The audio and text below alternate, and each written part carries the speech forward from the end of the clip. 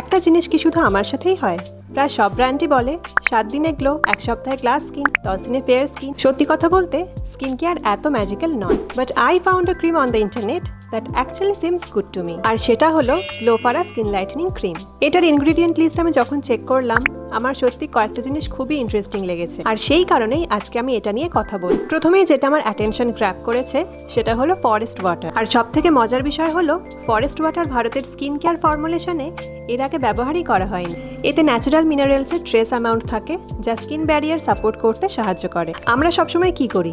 Glow বা skin brightening এর পিছনে ছুটি, স্কিন ব্যারিয়ারের দিকে খেয়ালই করি। কিন্তু এই স্কিন ব্যারিয়ার যদি হেলদি না থাকে, তাহলে স্কিন কিন্তু কখনোই তার বেস্ট ভার্সনটা দিতে পারে না। আর ব্র্যান্ডের মতে ফরেস্ট ওয়াটার ডার্মা হোয়াইটের সাথে খুবই ভালো কাজ করে। এবার আসি ডার্মা হোয়াইটে।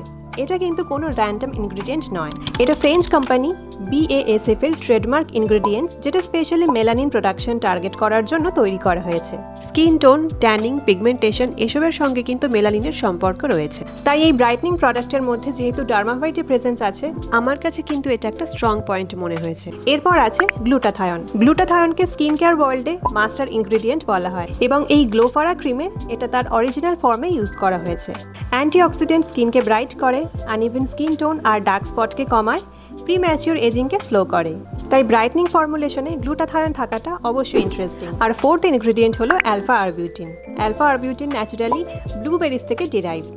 যারা স্কিন কেয়ার ফলো করো তারা জানো অ্যালফা আরবিউটিন ব্রাইটনিং ক্যাটাগরির মধ্যে খুবই পপুলার একটা ইনগ্রিডিয়েন্ট। এটা মেলানিন প্রোডাকশনকে কন্ট্রোল করে, স্কিন টোনকে ইভেন করে, তাছাড়াও অ্যাকনে মার্কস, সানস্পটস ধীরে ধীরে রিডিউস করে। তবে এদের আরও একটা বিষয় আমার ভালো লেগেছে, এর মধ্যে কোনো প্যারাবেন নেই, সালফেট নেই, হাইড্রোকুইনন নেই, মানে ফর্মুলেশন আননেসেসারি হার্শ কেমিক্যাল ছাড়াই বানানো হয়েছে। And now come back to the point, কখন আর কিভাবে ইউজ করতে হবে। আমি পার্সোনালি স্কিন কেয়ারে কনসিস্টেন্সিকে সবচেয়ে বেশি গুরুত্ব দিই। এই ক্রিমটা দিনে দুবার এবং দুভাবে ব্যবহার করা যায়। অবভিয়াসলি সকালে সানস্ক্রিনের আগে অ্যাপ্লাই করতে পারো, আর রাত্রে নাইট ক্রিম হিসাবেও এটাকে অ্যাপ্লাই করতে পারো।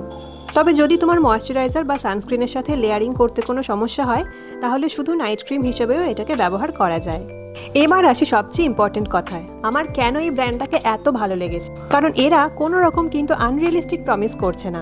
7 দিনে ফেয়ার, 1 সপ্তাহে গ্লাস স্কিন, এই ধরনের ক্লেম কিন্তু এখানে নেই। বাস্তবে স্কিনের অ্যাপিয়ারেন্স ইমপ্রুভ হতে কিন্তু সময় লাগে। তাই নোটিসেবল রেডিয়েন্স, ক্ল্যারিটি আর ওভারঅল ব্রাইট লুকিং স্কিনের জন্য মিনিমাম 3 মাস কনসিস্টেন্ট ইউজ করার কিন্তু পরামর্শ দেওয়া হয়েছে। আমি যেমনটা সবসময় বলি, স্কিন কেয়ারে শর্টকাট বলে কিছু নেই।